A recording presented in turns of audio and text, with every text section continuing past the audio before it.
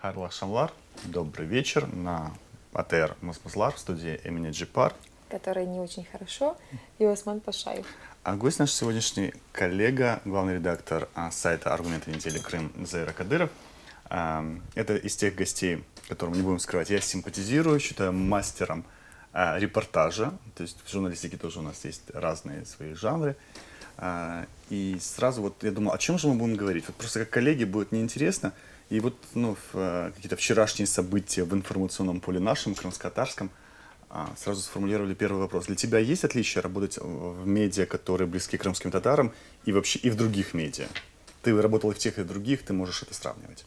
Я могу сравнивать, потому что в газете «Полуостров» первый путь становления именно там проходил. Это было почти 10 лет назад. Это было в 2003-м, первые шаги, да, почти 10 лет назад, то, конечно, там акцент делался на крымско-татарском читателе. Поэтому мы старались делать то, что в первую очередь будет читаемо среди крымско-татарского потребителя. Среди русскоязычного крымско-татарского? Да, среди русскоязычного, но прежде всего крымско-татарского. Да? И, конечно, отличия есть вот именно в этом упоре. Остальное все практически так же, я думаю, журналистика не отличается. А какой он крымско-татарский потребитель? Он потребитель, который хочет знать о своем, скажем так, лидере, о том, что происходит в крымско-татарском сообществе, ну и, конечно, с затрагиванием проблем, которые актуальны для крымских татар. А насколько объективно удается получать информацию? Потому что, мне кажется, крымско-татарская связь закрытая, но и все равно существует цензура определенная, да, когда касается политики, общественной жизни. Ну, поначалу всегда приходится тяжело. Я не буду скрывать, например, в 2004 или 2005 году, будучи там, журналистом, отслеживающим политическую ситуацию, подходил к тому же Ремзи Ильясову, ему не нравилось, как мы писали в «Полуострове». Да, то есть мы о своих говорим либо хорошо, либо ничего не говорим. Ну да, такой принцип, к сожалению, существует. То есть, как вы можете, почему так делаете, мы же крымские татары. Какие вопросы могли смутить их? Крымско-татарских ньюсмейкеров. Я думаю, это просто обычный вопрос. Если мы даже обращались к нему как за точкой зрения второй стороны, то даже, мол, почему вы обращаетесь и вообще эту тему поднимаете, вообще о ней не нужно говорить. Потом, когда уже перешел в события и работал в «Коммерсанте», мне даже было несколько проще, потому что существовала какая-то для них, может быть, граница. Да? То есть они не могли уже так свысока смотреть, мол, ты нас соотечественник, и ты не должен такие темы освещать, потому что я представлял уже тогда общекрымское, общеукраинское издание. А вот мы сейчас давай разделим ньюсмейкеров и потребителей, хотя как можно их разделить, это зачастую это одни и те же люди могут быть. Сами потребители, они тоже не готовы к такой, к нормальной, скажем, к настоящей журналистике, когда лидерам и популярным лидерам не только дифирамбы поют, но показывают их жизнь, их нравы, назовем так. Помнишь, в советское время мы детьми были такие рубрики, где их нравы, про Запад. Да. Вот когда их нравы начинаются, наш читатель, зритель, он это тоже негативно воспринимает? Или он готов, или он хочет, просто ему не давали возможности это? Он готов и он хочет, потому что крымско-татарский потребитель – это такой же потребитель, как и обычный крымский русский, украинский, там, армянский, еврейский и другой потребитель. Просто где-то существовали какие-то преграды, и до этого не освещалась, эта тема вообще не подымалась. Но когда начали, посмотрели, ну а что в этом плохого, почему бы и нет. И это завлекает, и это нравится телезрителю, это нравится читателю, это нравится посетителю интернет-сайта. Я думаю, тут не должно быть каких-то акцентов на том, что вот крымско-татарский читатель, он будет воспринимать по-другому. Читатели бывают разные, но я все же склоняюсь к мнению, что он такой же адекватный, как и все остальные. А вот где эта грань между желтизной, в которой любят упрекать репортеров, и исследованием, расследованием, да, вот просто обычным журналистским любопытством? Мне не нравится слово вообще «желтизна», потому что это какой-то, знаете, ярлык или штамп, да, то есть вот ты написал я не знаю, о дне рождения или о подарке, или о том, что он выпил на свадьбе, это все, это желто. Но почему? Если ты там был как журналист, и ты об этом не можешь написать. То есть ты какое-то связующее звено между потребителем и между тем, кто дает информацию. Как ты видишь своими глазами. Если ты там будешь что-то придумывать, тебя читатель или зритель не будет воспринимать. Ты должен сделать то, как ты увидел. То есть быть вот таким максимум без купюр, максимум прямоты, откровенности и так далее. Ты работала в различных сферах, тебе интересен и футбол, и сейчас и политика, и около политика, да? Каким образом ты формируешь тему для себя? Ну, темы происходят зачастую вот на глазах, то есть тут главное не оставаться безразличным, да, и это, во-первых, и во-вторых, ну, власть сама подает поводы, когда ты, ну, видишь возможности как-то подействовать или как-то вот на них повлиять. Ну, последний пример, когда я обращался с запросами на крымско-татарском языке к нашим ведущим ветвям власти, это Совет министров, представительство президента, Верховная Рада. Почему был повод? Приняли закон о госязыках, о государственной политике, о языковой политике. И как он действует, просто хотелось как журналисту знать. Много было разговоров, много было слов, но на самом деле действует. Ну, я взял и написал такой вот запрос. Ну, темы, они как бы лежат на поверхности, просто нужно посмотреть на них с другого ракурса.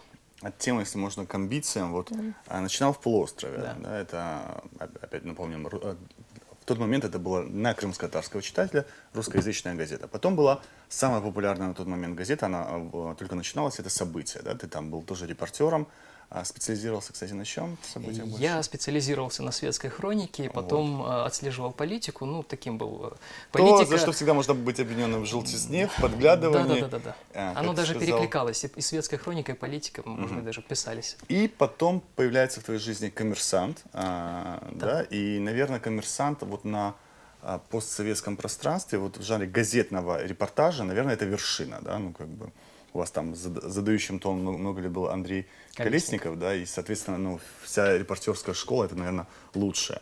И вот после «Коммерсанта», вот есть ли жизнь после «Коммерсанта», да, для репортера? Есть, конечно. Я сторонник того, что как бы ни работал человек, каких бы успехов он ни добивался, но не нужно стоять на месте, да, то есть, ну, у японцев есть мнение, что 3-4 года происходит застой, ты должен менять, это как, знаете, обновление крови, поэтому здесь то же самое. Есть жизнь, ну, вот я сейчас уже как год работаю в новом проекте, это для меня совершенно новый формат, поскольку раньше это были печатные средства массовой информации, события еженедельные, «Коммерсант» ежедневные. А сейчас в чистом виде интернет. А сейчас интернет-издание, я всегда говорю, что это онлайн-работа, то есть тут не предполагается какого-то отдыха, перерывов, отпусков и так далее. Ты всегда вот на страже, ты всегда в онлайн-режиме работаешь, и ну, у тебя нет ограничений. Ты можешь в любой момент выйти, написать новость, кому-то позвонить, ну, понятно, в рамках дозволенного.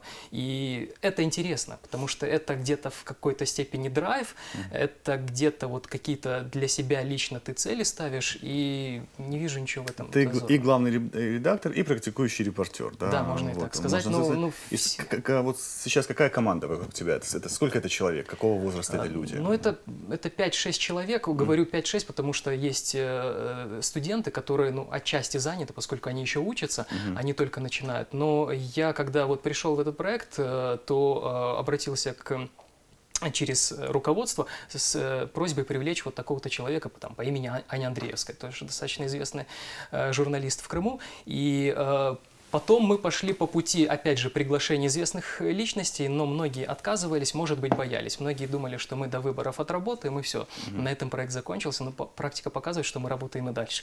Ну и, кроме того, мы привлекли студентов, которые вот-вот закончили. Мы решили, что лучше в них вложить, их воспитать, и потом уже видеть, что, грубо говоря, это твой продукт, на который ты можешь рассчитывать, ты можешь доверять, и он тебя не подведет. Ну вот такая команда. Нет. А что еще интересно? Это я просто теперь другую тему немножечко хочу затронуть.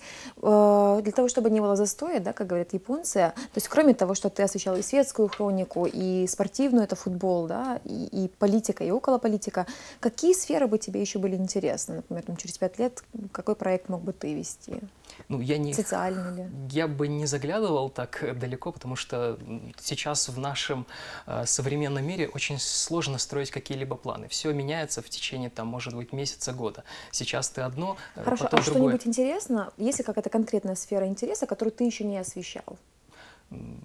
Ну, возможно, это экономическая журналистика, потому что тот же «Коммерсант» — это прежде всего экономические статьи. Это бизнес-отдел, деловое направление. Они освещают это на 5 баллов, считаются показательными в этом плане, но там нужно действительно иметь знания, чтобы идти вот в это направление. То есть не каждый журналист способен, но это нужно время, да. Существует репортерское тщеславие для тебя? Вот, ну, в «Коммерсанте» тебя могли, твои заметки там читать сотни тысяч, да, но большие тиражи были и у событий в свое время. И вдруг аргументы недели. Нет, абсолютно нет. Надо же начинать с самого маленького. Шаг за шагом, и ты идешь к цели. Вот были там первые дни, первые репортажи, и ты отслеживал, и сколько человек прочитал первые репортажи в «Аргументы недели». Это уже человек с 8-летним, 9-летним стажем репортера. Каков был читатель тогда, год назад? Ну, вы понимаете, вот чем привлекателен этот проект? Тем, что ты начинаешь фактически с нуля. Если я приходил в «Коммерсант», то эта газета уже существовала, да, у нее есть ты на традиция, готовую аудиторию да? приходил, То есть да. там, по сути, издание делало человека, то есть известным, да, в нашем Наоборот, случае, в нашем люди случае, делаете, да, да, то есть люди, делая вот какие-то эксклюзивные материалы, пробиваясь там через толпы охранников к политикам за комментариев, они делают, то есть вот эта возможность себя реализовать полностью, то есть не зависеть от бренда. Стартовали с нуля, или сразу какой-то уже читатель был с первых? Не, абсолютно с нуля, то есть у нас был совершенно свежий сайт, он, ну вот мы с октября начали его наполнять, вот новости пошли, там с 3 октября первый в мире мы появились, то есть начали показывать, что мы с 10 октября уже все работаем, и все, то есть, ну, не было какой-то огромный раскоп. Да, ну, не нужно исключать, что «Аргументы недели» — это тоже бренд, в России это газета, которая входит в десятку популярных, да, там, потому что предыдущий коллектив, он работал в «Аргументах и фактах», сейчас раскручивает этот проект, но, скажем так, в Крыму это абсолютно новое. А кто инвестирует в этот проект? Инвестирует проект... Есть выходец из Крыма, он родился в Керчи, жил там некоторое время, учился, Вячеслав Тимошенко, он вошел в совет акционеров издания «Аргументы недели», и если там у вас был заготовлен вопрос, а почему возникли «Аргументы недели Крым», то у него было желание именно здесь, после проведения спортивных праздников в Керчи, создать средство массовой информации, которое бы могло влиять на какие-либо процессы. Но для Вячеслава Тимошенко это не бизнес-проект. Нет, это не бизнес. А какой? И не проект влияния, да, как бы? Но это где-то, знаете, может быть, вы отнесетесь к этому с насмешкой или скептически, но когда я с ним встречался, я общался, то видел, что у него есть желание вот где-то проявить какой-то альтруизм или помогать, да? В чем это выражается? Вот он, например, был сторонником того, чтобы мы купили редакционную машину, на нее нанесли слова «помогаем», «информируем», «защищаем», «нам не все равно», это наш девиз, для этого мы сняли промо-ролик, и просто вот люди к нам обращались за какой-то поддержкой, то есть как последняя инстанции. Мы готовы, готовы ответить. Функцию скорой помощи, да, пожарной функция, вы да, выполняли. Скорой помощи. Ну, да, общественный рупор. Ну и любой уважающий себя, я не знаю, скажем так, ставший на ноги человек, бизнесмен, успешный, раскрутившийся, он... В какой сфере он ничего, раскрутился, кстати? Он в недвижимости. Он ничего плохого в России, нет. Да, не да, в в России, да. Ну, в Керчи тоже есть интересы, но они не в таком объеме. Возьмите того же Алишера Османова, да, если мы говорим о газете «Коммерсант». Возьмите уровень Крыма. Если тот же Сенченко, народный депутат, создал Черноморку, ну, является ее владельцем, создал газету «События». Возьмите депутата Мельника, да, который купил ИТВ, создал газету «Крымский телеграф». Ну, дальше, я думаю, можно продолжать и продолжать. Ну вот, и вы вышли сейчас за год на какое-то количество читателей. Да, мы вышли на определенное там число посетителей, около 3-3,5 тысяч ежесуточно. Уникальных Да, уникальных. Я скажу, что это не та цифра, которой можно хвастаться, потому что... Ну, среди информационных сайтов в Крыму вы уже... это в пятерке вот, ведущих, если мы берем интернет-СМИ, в пятерке ведущих, но это не повод останавливаться, говорить, что мы достигли цели. Абсолютно, потому что с теми... Какие цели? Цели, выйти там, грубо, на 5 тысяч, да, например, на 6 тысяч. А почему все в Крыму ставят вот на 5 тысяч, никто не ставит на 10 тысяч? Ну, 10 тысяч – это уже всеукраинский уровень, и тут уже можно тягаться с всеукраинскими. Давайте как степ-бай-степ, да, шаг за шагом ставить для себя цели. Первая цель – это вот выйти на такой, потом уже идти смотреть дальше. Тут есть ряд технических нюансов, когда можно себе накрутить рейтинг, мы этим не занимаемся. А можно зацепиться за слова степ-бай-степ и вернуться к персоне Заира Кадырова не как журналисту, но и как к мужчине. Вот степ number one – это как профессия, да? Можно считать тебя реализованным человеком в этом. А жениться когда собираешься? Вопрос. Это вопрос из нашего ньюзрума. Из девичьего замана. Я отвечу так. Вопросы личной жизни, они на то вопросы личной жизни, и поэтому считаю не совсем правильным их обсуждать на публике, поэтому все идет своим чередом, к сметлса будет время, будет женитьба и все прочее. Ну а какие девушки тебе интересны? Красивые, умные. добрые. Меня просто попросили поковырять эту тему. Я вот теперь не отстану, пока какие-то конкретные информации не услышу. Ну, Это разговор о желтизне. Вот, к нет, все-таки мы разговору. пригласили, Заир интересен нам, да? Как же как и потенциальный жених, и там вот целый ряд невест, которые хотят услышать такие. Я после эфира пойду знакомиться. Знакомиться. Ты кого-то еще не знаешь в нашем ньюзруме?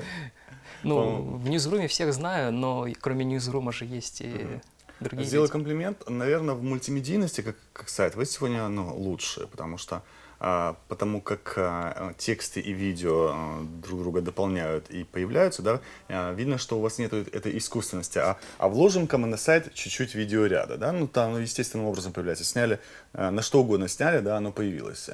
Как удается вот работать с этим? Это связано с тем, что молодые репортеры, и для них вот эти все гаджеты, это уже не есть какая-то проблема? Я думаю- Или поставлена была задача изначально сделать такой мультимедийный ресурс? Скорее второе, потому что мы должны чем-то отличаться от других, да, ну, проще всего быть простым агентством, которое занимается исключительно написанием новостей, или хуже того, это если агрегатор новостей, который своего контента не производит, но имеет сумасшедшее количество посещений. Изначально была поставлена цель сделать акцент на мультимедиа.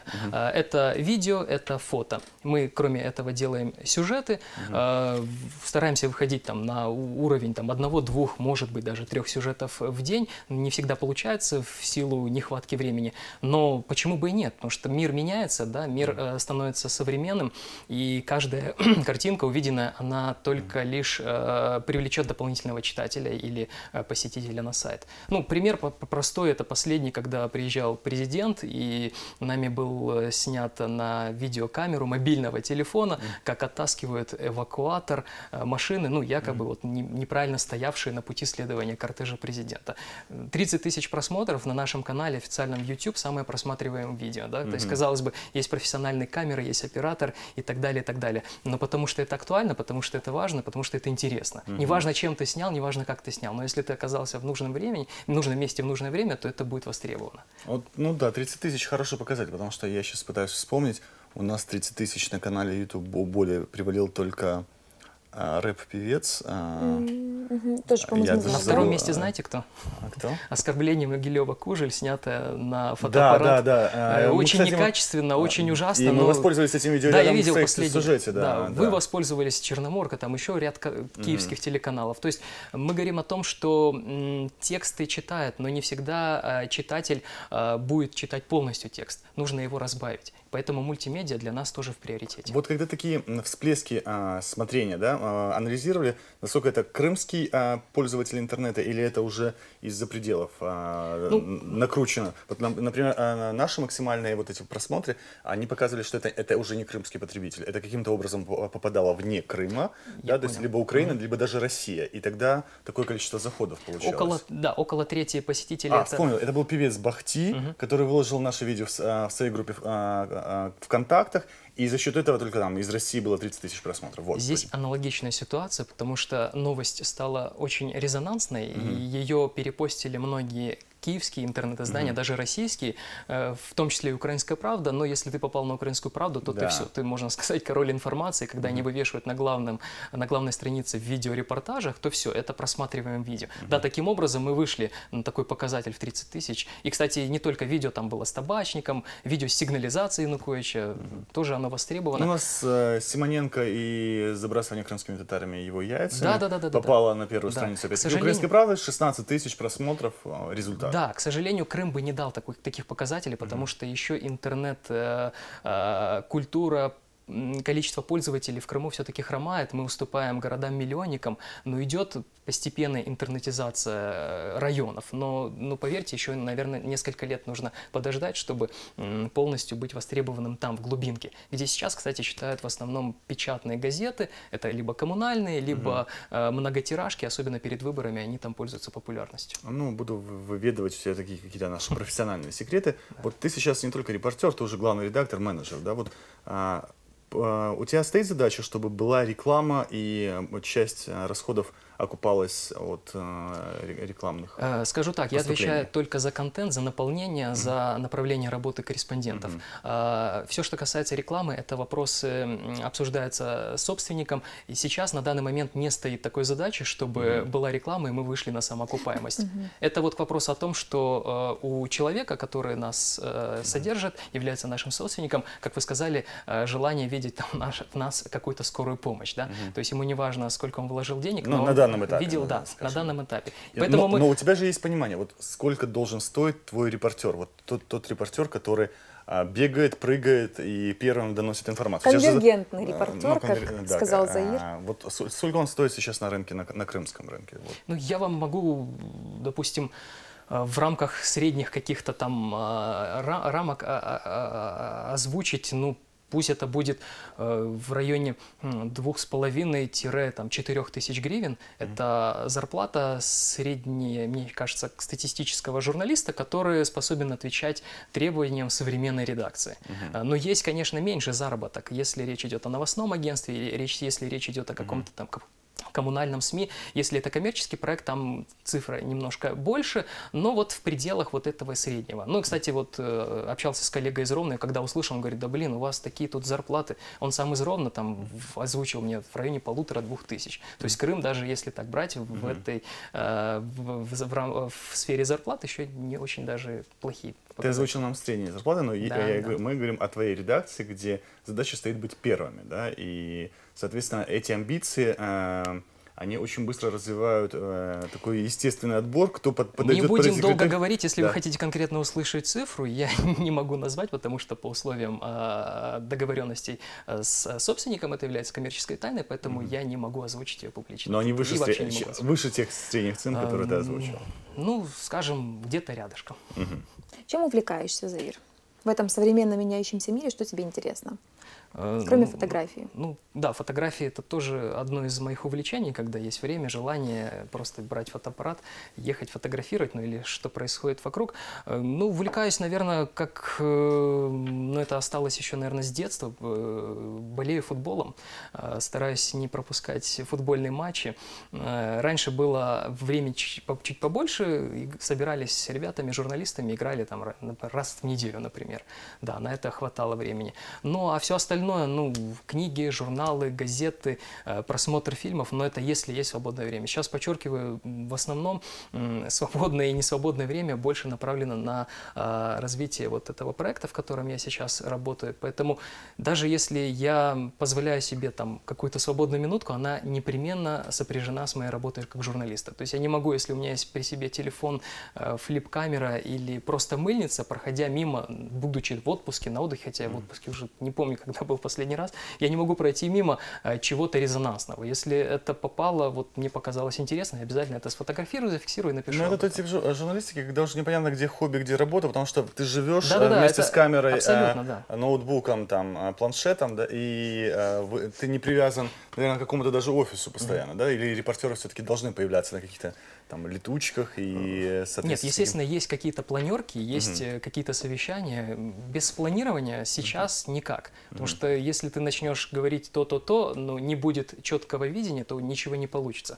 У человека, тем более, если он, в нашем случае, это студенты, которые не всегда понимают, что интересно, не всегда готовы проявлять инициативу, нужно направлять, нужно показывать, нужно рассказывать. Тем более, у меня есть опыт, есть определенный источник, да, есть связи, контакты, когда я могу сказать, обратись к тому-то за комментарием, будет интересно, это будет эксклюзивно, это будет читаемо.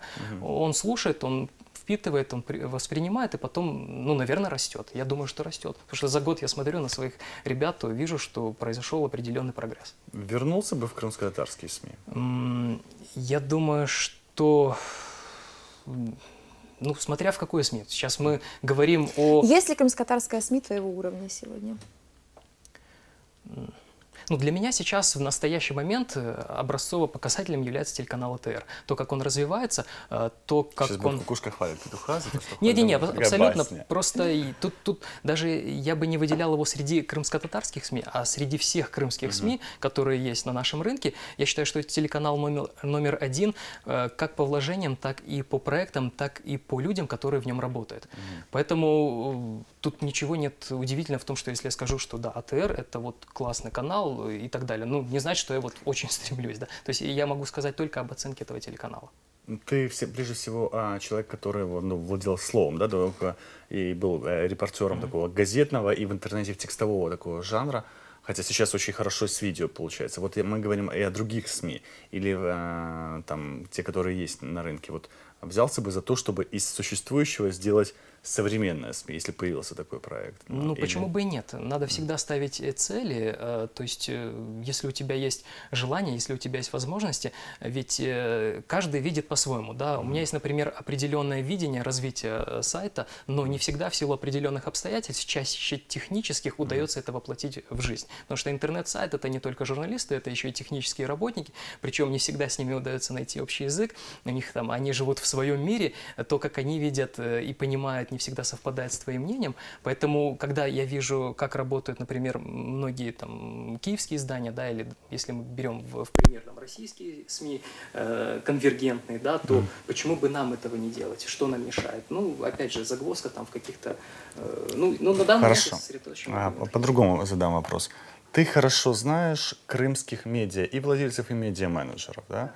А для тебя важно с кем работать? Вот персональные какие-то отношения важны, зная их, да, зная их какое-то там прошлое, зная их в повседневной жизни.